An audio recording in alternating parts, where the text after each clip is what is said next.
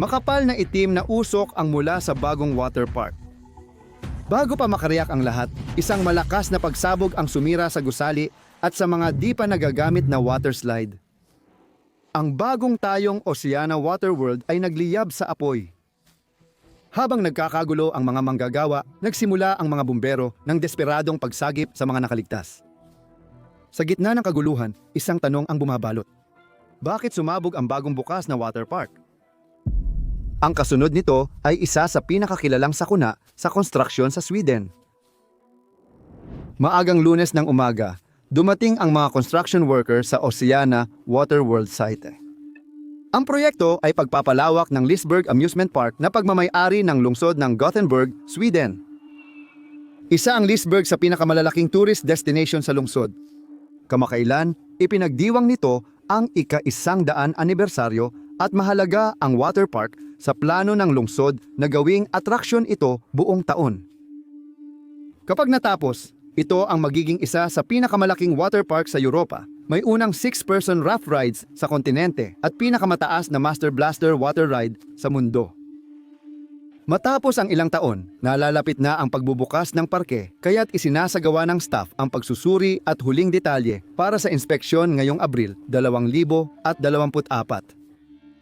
Pero, tulad ng ibang malalaking proyekto, hindi lahat ay nasusunod sa schedule. Naganap ang sakuna matapos hindi maabot ng mga manggagawa ang mahalagang deadline para sa pangunahing atraksyon ng parke isang araw bago ito. Ang Rattler Slide ay nangakong maghatid ng paikot-ikot na pagsisid sa tiyan ng ahas. Ang pasukan ay nasa ika-4 na palapag ng tore sa parke, may panlabas na lagusan na bumabalik sa gusali bago magtapos sa pangunahing pool. Hindi natapos ng mga manggagawa ang pag-install dahil sa ilang komplikasyon.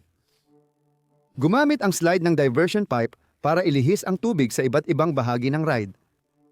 Naka-install na halos lahat ng sistema pero may isang tubo na kulang ang bahagi. Inaasahan na darating iyon ng umaga, ngunit tumanggi ang mga tubero ng parke na ikabit ito. Ang diversion system ay nakataas at hindi nila mailagay ng ligtas ang nawawalang bahagi. Sa halip, inihanda nila ang tubo sa lugar at iniwan ang huling install para sa espesyalista. Upang maiwasan ang karagdagang pagkaantala, ang gumawa ng slide na si Whitewater ay pumasok upang tapusin mismo ang trabaho. Isang hiwalay na kumpanya ang nagbigay sa kanila ng welding equipment, ngunit ito ay labas sa kakayahan ni Whitewater. Hindi alam ng mga tauhan at tagapamahala ng site na may panganib ng sunog ang pag-install. Maikling tagubilin lang sa paggamit ng welding equipment mula sa kumpanya ng tubero ang natanggap nilang pagsasanay. Lalong lumala ang sitwasyon dahil walang gumaganang fire alarm system ang Oceana. Ang pansamantalang alarma sa lugar ay tinanggal 1 linggo bago at pinalitan ng permanenteng sistema para sa pagbubukas ng parke. Pero tinetesting pa ito noong umagang iyon at hindi pa ito ganap na gumagana. Nang dumating ang mga pyesa at nag-install ng mga tubo ang staff ng Whitewater, walang nakapansin na delikado pala ang lugar. Samantala, papunta na ang mga inspection team sa pool hall para magsagawa ng huling pagsusuri bago subukan ang mga rattler sa hapon. Habang iniinspeksyon ang pool, may ilang inspektor na nakamoy ng nasusunog na goma. Kahit may amoy, walang kakaibang itsura sa loob ng hall. Dahil walang fire alarm, nagpatuloy sila sa pagsusuri gaya ng dati. Pagkalipas ng ilang sandali, mano-manong sinubok ng mga teknisyan ang fire alarm at nagsagawa ng drill habang binabaliwala ng manggagawa ang lumalakas na amoy ng sunog. Pagkatapos ng alarm test, narinig ng mga manggagawang nag-aayos sa ilalim ng rattler ang kakaibang rumaragasang tunog. Akala nila nung una, tubig lang ang nilalabas ng sistema. Napansin ng staff sa water slide tower ang usok mula sa rattler kaya agad nilang lumikas ang mga tao sa lugar. Kasabay nito, tinawagan ng manggagawa si site manager Patrick Gilholm. Ini-inspeksyon niya ang ika-5 palapag ng tore at naputol agad ang tawag matapos bigyan si Patrick ng babala. Nakuna ng surveillance camera ang usok at makalipas ang 2 minuto, sumiklab ang apoy sa 2 bahagi ng rattler sa itaas ng lugar ng mga welder. Dahil sa mas malakas na apoy, na-detect ng fire sensor sa upper floor ng tore ang sunog. Nasa test mode ang sistema, kaya hindi nito na-trigger ang alarm at makalipas ang 1 minuto, pumasok ang makakapal na itim na ulap sa pool hall. Nagulat ang mga manggagawa sa nakita nilang usok, kaya nagmadali silang tumawag ng emergency services na agad namang nagpadala ng ilang fire truck sa lugar. Pagdating nila makalipas ang 7 minuto, kumalat na ang apoy sa mga tunnel ng Rattler at isang napakalaking haligi ng usok ang tumataas sa lugar. Nakakabahala. Isang manggagawa ang nagbabala sa mga bumbero na hindi pa niya naririnig si Patrick mula nang mag-usap sila sa telepono at wala ring ibang nakakita sa kanya sa lugar. Dahil sa takot, agad pinigilan ng bumbero ang apoy habang pumasok ang rescue team sa gusali. Matapang silang ginabayan ng 2 manggagawang konstruksyon at sabay-sabay umakyat ng hagdan para maghahanap ng daan papuntang tore. Noong una, walang usok sa hagdanan at umaasa silang mahahanap ang nawawalang tagapamahala. Pero nang buksan nila ang pinto sa 2 palapag, puno ito ng makapal na itim na usok. Inutusan ng mga tagapagligtas ang mga manggagawa sa konstruksyon na bumaba at magsagawa ng paghahanap sa harap ng pinto.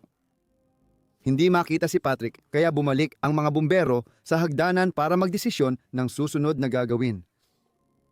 Hindi pa nila natatasa ang panganib sa gusali at di nila alam ang kalagayan sa loob kaya limitado ang opsyon sa paghahanap. Habang nag-iisip sila ng susunod na gagawin, biglang pumasok ang usok sa hagdan kaya napilitan silang lumikas palabas ng gusali. Sa labas, patuloy na nilalabanan ng mga bumbero ang apoy pero lumaki na ito at naging isang hindi mapigilang impyerno. Nilamon na ng apoy ang karamihan sa mga lagusan sa gilid ng gusali at ngayon ay unti-unti nang lumalapit sa mismong pangunahing istruktura. Bago makarating doon, iminungkahi ng inhinyero na paandarin ang mga bomba ng parke para dumaloy ang tubig sa mga slide. Sumang-ayon ang mga bumbero at binuksan ang sistema, ngunit halos walang naging epekto ang tubig. Samantala, hirap ang rescue team magpatuloy sa paghahanap dahil walang madaanan. Ngunit sa ironya, napaboran sila nito.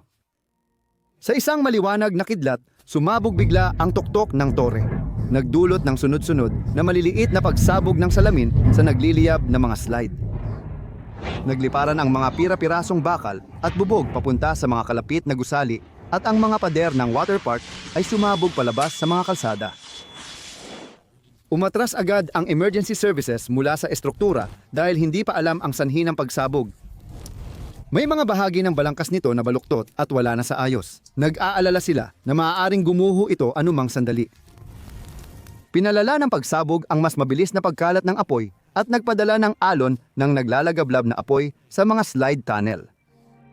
Ang makapal na usok na tumataas sa ibabaw ng tore ay lalo pang kumakapal at ang mga pangunahing pool hall at slide sa loob ng gusali ay nilalamon na ng apoy. Hindi sila makapaniwala sa nakita nila. Sa loob ng 15 minuto, ang site na nagkakahalaga ng $120 milyon ay naging naglalagablab na guho. Para sa akin, parang isang uri ng misil ang bumagsak. Tapos maraming bagay ang bumagsak din, mga bubog ng salamin at usok na puno ang hagdanan. Nang sumabog yun, naging 0 ang visibility. Nawawala ang target sa loob lamang ng ilang segundo. Mas malaking problema ang posibleng pagkalat ng apoy sa mga katabing gusali. Ang Oceana ay napapalibutan ng mga opisina, preschool at mga tirahan, at ang nasusunog na plastik ay nagpapalaganap ng nakalalasong usok sa buong lugar. Dahil sa mga panganib, nakatuon ang mga bumbero sa pag-apula ng apoy mula sa matitibay na bahagi at ipinagpapatuloy ang paghahanap kay Patrick kung saan ligtas. Kailangan nilang pigilan ang pagkalat nito hanggat maaari. Ihanda ang mga kalapit na lugar para posibleng paglikas. Mga kalahating oras matapos ang pagsabog, nagawa nilang apulahin ang apoy sa pool hall, ngunit karamihan ng lugar ay naglalagablab pa rin at malayo pa sa kontrolado ang sitwasyon. Nakikita ang usok hanggang 8 milya at dala ng hangin, lumalaganap ito lampas sa lugar. Nangalap ng impormasyon ang emergency services tungkol sa disenyo ng gusali at agad na nagpatupad ng mga pag-iingat sa paligid ng lugar sa mga sumunod na oras. Kasama dito ang pagtanggal ng mga maaaring sumabog tulad ng portable gas cylinder at pagprotekta sa kalapit na imbakan ng kemikal. Sa pinakamalalaking netas, nati ang paitin ng Banyamala. handa rin silang sirain ang mga walkway na nag-uugnay sa mga gusali para mapigilan ang apoy na umabot sa Oceana Hotel. Sa kabutihang palad, nanatili ang apoy sa pangunahing gusali at kinahapunan, muling naka-access ang mga rumisponde sa unang 2 palapag ng tore. Patuloy silang naghahanap kay Patrick, ngunit hindi pa rin nila kontrolado ang apoy at ilang bahagi ng gusali ang nanganganib na gumuho. Ayon sa protocol, gumagamit ng drone ang rescuers para hanapin ang mga di marating na bahagi ng gusali habang tuloy ang ibang crew sa pag-apula ng apoy. Matapos ang ilang oras ng paghahanap, hindi pa rin siya natagpuan. Alas 7 ng gabi, saka lang inabisuhan ng pulisya ang kanyang pamilya. Inanunsyo na may lalaking nawawala matapos ang pagsabog. Hinahanap namin siya buong araw pero di namin matiyak kung wala siya sa insidente. Hindi namin masiyasat ang gusali dahil sa apoy at panganib ng pagguho. Isang oras matapos nito, binawasan ang paghahanap at nagpatuloy ang mga bumbero sa pag-apula ng apoy magdamag. Kinabukasan ng umaga, hindi pa rin bumuti ang sitwasyon. Nag-aalab pa rin ang apoy at hindi mapigilan. Hindi pa natatagpuan si Patrick ng mga tagapagligtas at di rin nila mapasok ang malalaking bahagi ng nasirang estruktura. Magandang balita, walang panganib sa kalapit na gusali mula sa nasusunog na water park at huminto na rin ang pagkalat ng pinakamasamang usok. Mahaba pa ang tatahakin ng emergency services bago ideklarang ligtas ang lugar at hindi pa tiyak kung ilan ang hindi pa natatagpuan sa guho. Sa susunod na 4 na araw, unti-unting pinatay ng bumbero ang natirang apoy. Patuloy ang pagbagsak ng ilang bahagi ng gusali, kaya gumagamit sila ng crane truck para alisin ang di matatag na debris. Pagdating ng mga responders sa tore at pool hall, may natuklasan silang kinatatakutan ng lahat. Sa tanghali, natagpuan ng mga rescuer si Patrick na wala ng buhay sa ika-5 palapag ng tore. Naghahanap sila ng mga katawan hanggang alas 7 ng gabi nang matapos ang rescue operation. Ang Oceana ay inaasahang magmarka ng bagong siglo ng tagumpay. Sa halip, naiwan ang lungsod na nagtataka kung paano naging mali ang lahat ng napakabilis. Nang maging ligtas na ang lugar, nagsimulang mangalap ng ebidensya ang mga investigador mula sa Swedish Accident Investigation Authority. Mabilis nilang natuklasan na nagsimula ang sunog sa lugar ng water tower, ngunit halos lahat ng maaaring magbunyag ng pinagmulan nito ay natupok na ng apoy. Sinuri ng mga opisyal ang mga trabahong natapos bago sumiklab ang apoy. Ang tanging gawain na nagdulot ng init ay ang pag-install ng tubo ng mga tauhan ng Whitewater. Isang malaking tubo sa labas ng tore ang hinang sa magkabilang dulo na tumugma sa napansing usok ng mga tauhan sa tore. Matapos ang pagsusuri, nadiskubre ng autoridad na PE plastic ang mga tubo at pinagdugtong gamit ang electrofusion. Gumagana ito sa pagsingit ng dulo ng plastic na tubo sa socket na may electric coil. Pinapainit ang coil at tinutunaw ang plastic para maging isang tubo. Dahil madaling magliyab ang PE, kailangan ng espesyal na welder at tamang sukat para sa ligtas na proseso. Kung di maayos ang pagkakabit ng tubo sa saksakan, mabubunyag ang mainit na kawad. Kapag nangyari ito, mabilis silang uminit at pwedeng magliyab. Agad nilang pinaghinalaan na ang depektibong welding ang pinagmula ng sunog, kaya nagsagawa sila ng mga pagsusuri sa mga tubong kasing laki ng sa Rattler. Sa bawat pagsusuri, kapag malaki ang pagitan, umuusok ang PE. Nagliyab ang apoy sa fitting makalipas ang halos 18 minuto at hindi ito makikita hanggat hindi pa lumalaki ang apoy. Kinumpirma ng mga teknisyan ng Whitewater na inabot sila ng 17 minuto para ikabit ang unang dulo ng diversion pipe. Ibig sabihin, may 13 minuto ang plastic para umusok bago napansin ng mga manggagawa ang amoy ng sunog sa pool hall bandang alas 9:30 na halos kapareho ng oras bago lumakas ang apoy sa testing. Matapos suriin ang ebidensya, lumalabas na ang pagitan ng mga tubo ay 2 beses higit sa limitasyon. Isang malinaw na palatandaan na natagpuan na nila ang pinagmulan ng apoy. Kahit may mga training program na available, wala ni isa sa lugar ang kwalipikado para magsagawa ng electrofusion.